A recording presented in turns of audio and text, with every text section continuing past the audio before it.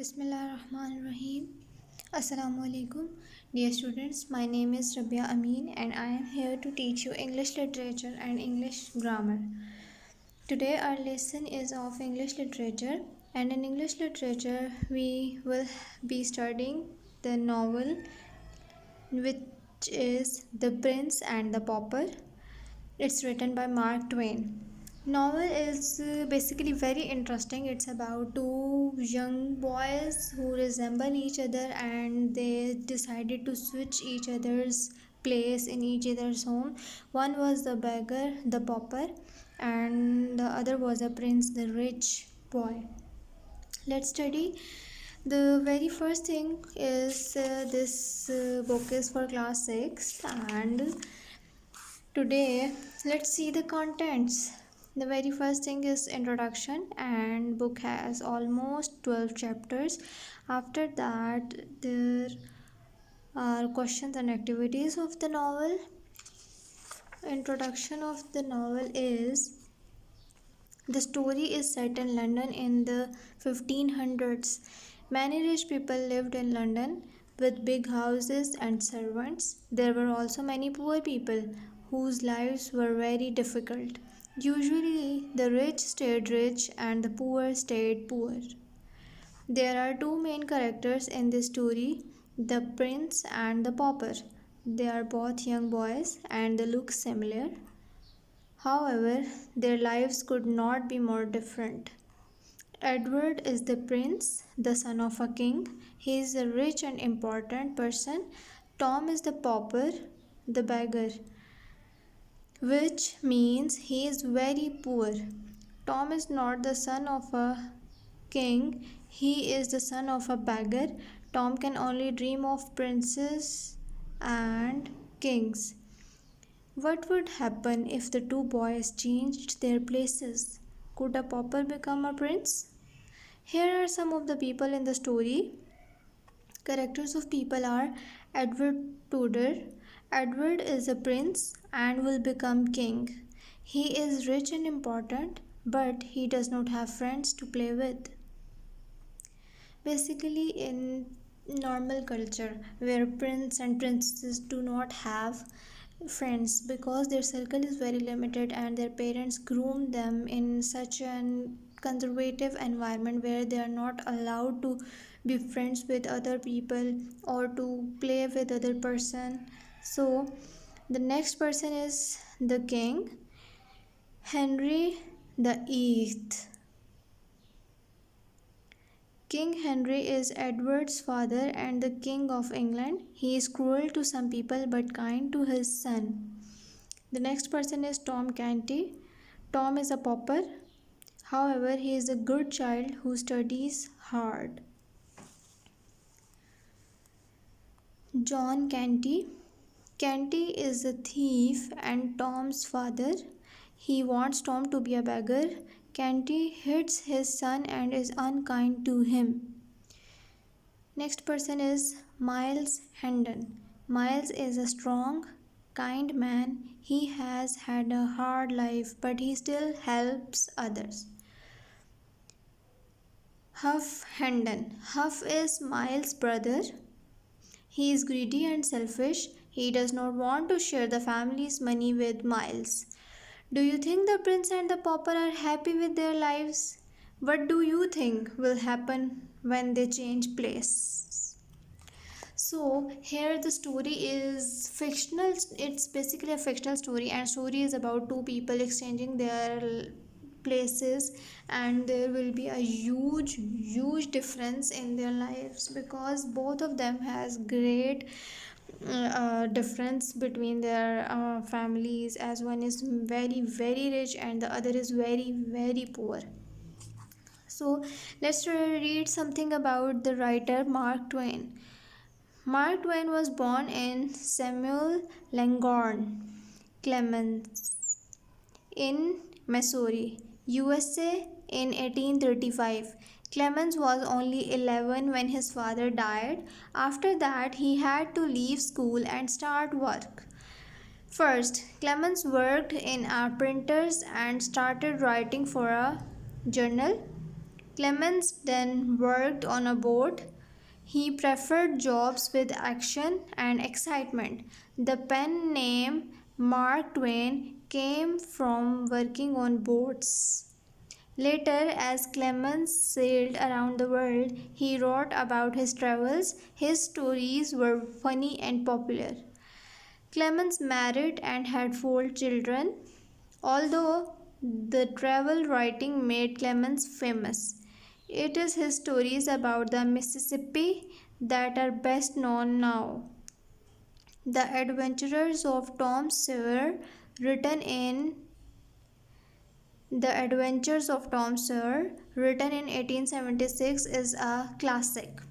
So, the writer wrote many things about the adventures and his journeys throughout the world, and this story is fictional. He maybe has experienced or has created fiction. Let's read and get know about the reality of the story. The word Mississippi's literal meaning is big river, and Mississippi is referred as around this river or about the river or through the river, journeys or voyages. So let's read our first chapter, which is the Pauper and the Princess. First chapter, two boys are born. In 1537, in the city of London, a baby boy was born. His name was Tom Canty. His family were poor and they did not want him at all. Tom was a pauper, a poor beggar. Another baby boy was born on the same day. His name was Edward Tudor, and he was not a pauper. He was a prince, a king's son, and his family wanted him very much. His father was King Henry the Eighth of England. The people of England wanted Edward too. King Henry had 2 daughters, but he wanted a son to rule England after his death. At last, his wife, Queen Jane, had a baby boy, but she died when the baby prince was born. Although the people of England were very sad about the poor queen, they were excited about the little prince. For many years, they had waited and hoped for a son for their king. There was music and dancing, fun and feasting everywhere. Feasting is dinner or a big lunch. Everyone talked about the baby prince, but nobody was interested in little Tom Canty. The Canty family of Fish Street. Several years passed. London was 1500 years old. It had grown into a big, crowded city with narrow streets of wooden houses. Tom's family lived in Fish Street. Their house was small, old, and full of poor families. The Canty family lived in one room on the third floor. They just lived in one room. Whole family was living in one room on the third floor. Tom's mother and father had a bed in the corner. Tom, his 2 sisters, and his grandmother slept on straw on the dirty floor. Straw is dry grass. Horses and cows lie on straw. But in London in the 1500s, many poor people lay on straw on the floor because they had no beds. Tom's mother and sisters were kind and good and loved their boy dearly. But his father and grandmother were wicked and cruel. John Canty was a thief and John Canty's mother was a beggar. They taught the children to beg. However, they could not teach them to steal because of Father Andrew. Who was Father Andrew? Let's find out. Father Andrew was an old priest. He had worked for the king and his family. He lived with them in the great palace of Westminster. But when he became old, the king sent Father Andrew away without any money. Now the old priest was very poor. He had a small dark room in an old house in Fish Street. He taught the children secretly.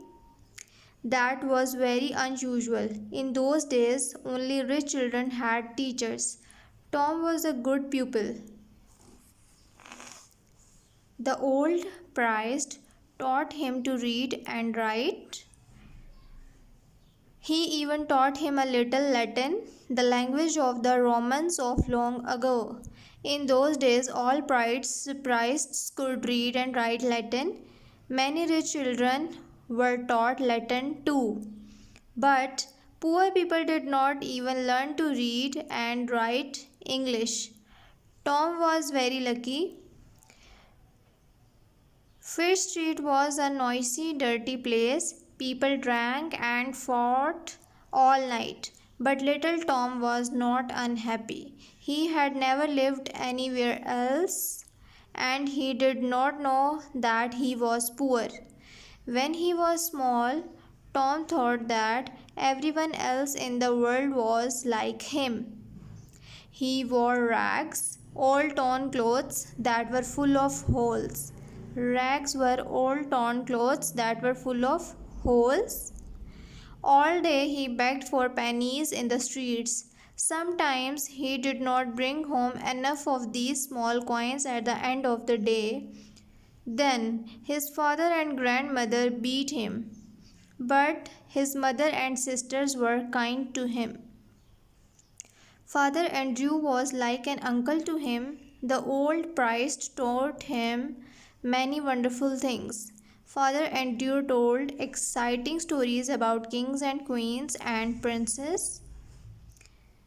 The old priest had brought several books with him to Fish Street.